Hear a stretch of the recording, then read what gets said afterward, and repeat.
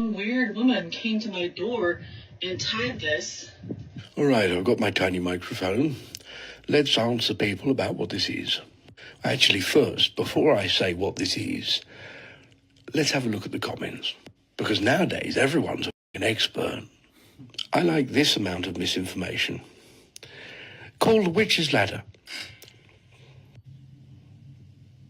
No, it isn't. I like Captain Obvious here. Witch talk here. It looks like old ribbon magic. Look out there, it's one of those old tree forests.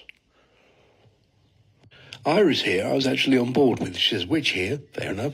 I don't know why she'd use her own hair to impact you or your household. I completely agree with you, Iris. However, then you recommend burning it.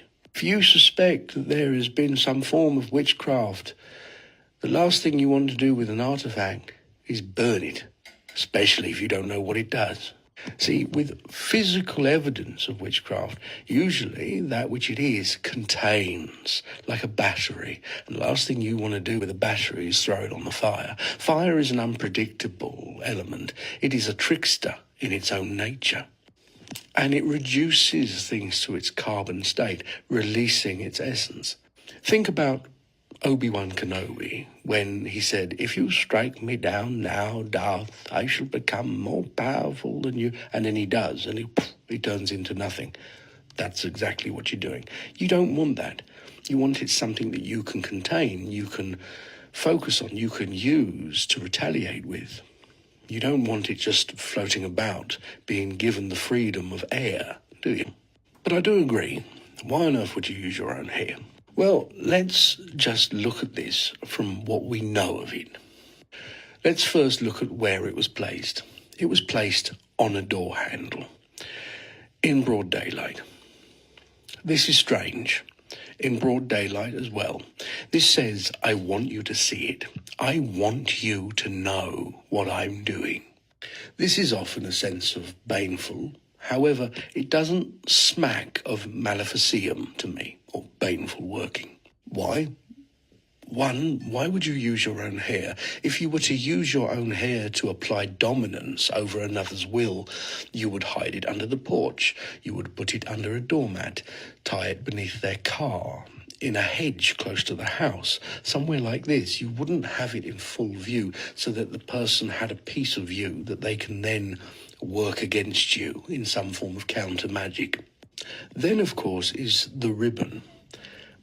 It's just ribbon. If I was to use a baneful working, I would use string, twine, or perhaps a flax from some kind of natural fibre, perhaps an irritant like bramble or something like this. I would use something that binds in this way.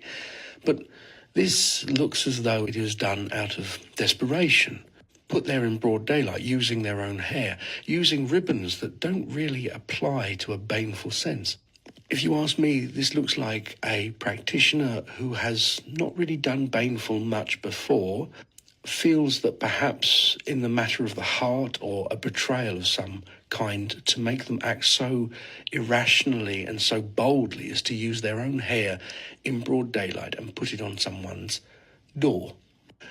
Also in the video, if you go back and look at it, the individual says that their husband threw it in the bin, and within a minute later, the person knocked on the door and asked for it back. This not only shows some form of regret, but genuinely, they probably got the wrong house.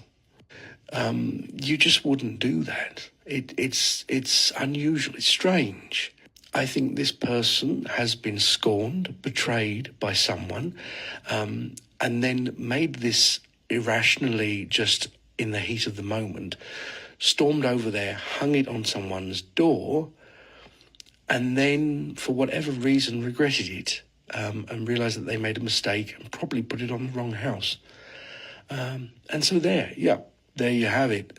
Sorry to burst your bubble, guys, but it's a witch that just made a mistake by the look of things. Think that makes you go, You know, these aren't jokes, these are thoughts, these are things that make you say,